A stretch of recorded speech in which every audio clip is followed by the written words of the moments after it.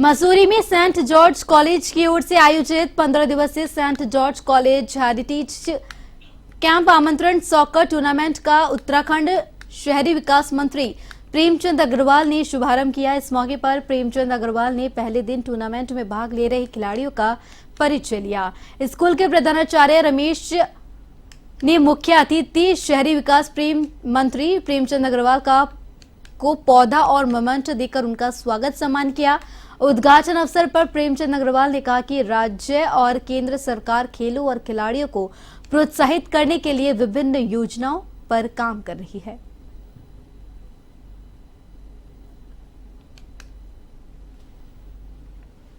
जो लोग भगवान श्री राम के ऊपर बोलते थे काल्पनिक हैं, राम सेतु पे बोलते थे काल्पनिक हैं, जो सनातन को गाली देते थे, जो हमारे धर्म को गाली देने का काम करते थे, आज उनको भगवान की याद आई।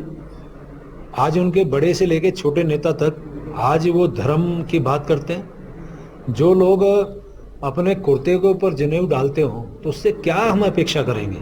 उन्हें ये नहीं पता कि सनातन की संस्कृति क्या है, सनातन क्या है। जो हमेशा ये कोशिश करते रहे किस तरह से हिंदुओं को गाली दी जाए। अब आप देखिए उन्होंने एक शब्द क्या बोला था, हिंदू हिंसक होता है। इस प्रकार की बात करने वाले आज वो केदारनाथ की बात कर रहे हैं। ये बात ठीक है कि आप यात्रा करिए, लेकिन केदारनाथ पर क्यों? केदारनाथ के बारे में आपने क्या किया? जब 2013 की वहाँ पे विभीषिका हुई थी, कितना काम किया आपने? क्या काम किया है जरा बताएं तो सही। आज मोदी जी वहाँ पे काम कर रहे हैं। आज यात्रा बहुत अच्छी चल रही है।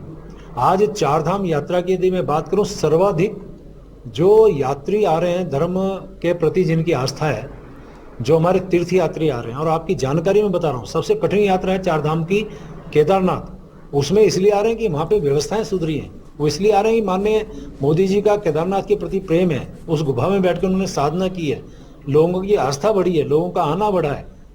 जनपद उत्तरकाशी में गत रात्रि को भारी बारिश और बादल फटने की घटना से जिले के विकासखंड डूंडा के नाकुरी गाड में बाढ़ आ गई, जिससे बरसाली क्षेत्र के दर्जन भर गांवों में भारी नुकसान हुआ है।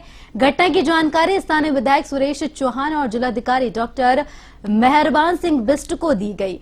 राजस्व निरीक्षक और सिंचाई विभाग के अधिकारी नुकसान का आंकलन करने के लिए मौके पर पहुंचे। आपको बता दें कि नाकुरी गाड़ में बाढ़ आने से सिंगोट, मांगली सेरा, बरसाली के उपाली नाकुरी, तल्ली नाकुरी और कुंसी के घटनाक्यार में काश्तकारों का भी भारी नुकसान हुआ है।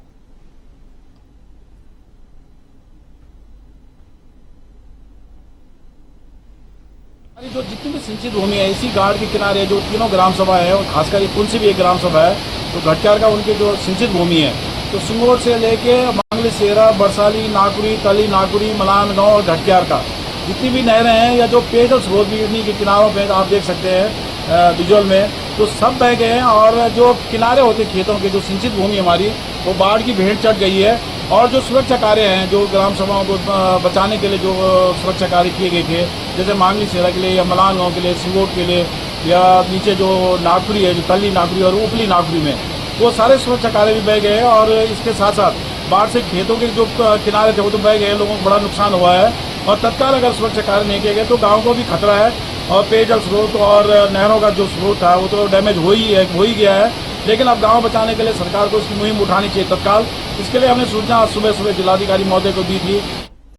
हरिद्वार से खबर है, जहां ओमघाट पर मुख्यमंत्री पुष्कर सिंह धामी ने कांवड़ियों की चरण वंदना की।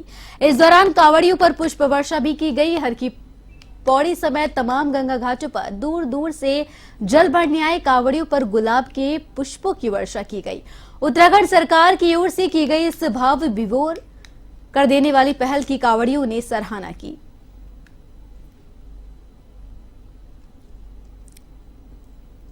क्या संदेश देने का प्रयास है इसके माध्यम से? देखिए, माँ गंगा का तट है और पूरे देश भर के शिव भक्त कांवड़िए भाई बहन करोड़ों की संख्या में यहाँ माँ गंगा का जल लेने के लिए आते हैं और माँ गंगा का जल लेकर जाते हैं।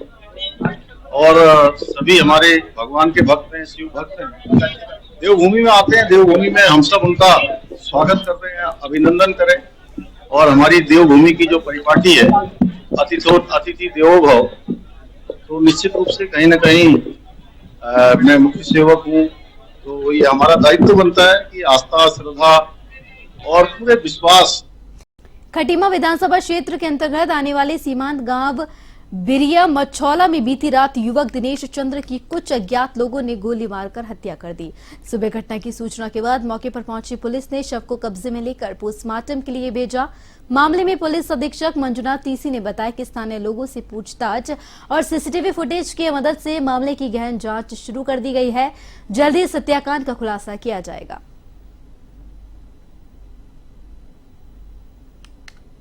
सबसे पहले सूचना हमको अर्ली मॉर्निंग आई खटीमा में एक व्यक्ति है श्री दिनेश चंद, वो 36 साल का रहने वाला है कि सामान्य गांव देहात में काम करता है। उसकी जो है गोली लगने से गोली लगा हुआ बॉडी पड़ा हुआ, तो तत्काल जो हमारा एसएचओ है और सीओ खटीमा है, एसएचओ प्रकाश दानू, सीओ खटीमा सब वहां पर रश कर दिए। वो गोली लग के एक व्यक्ति पड़ा हुआ है वो, लेकिन मझौला जो दूरस्थ गाँव है उसका भी एक मोहल्ला है जहाँ पर मुश्किल से 7-8 गाँव है,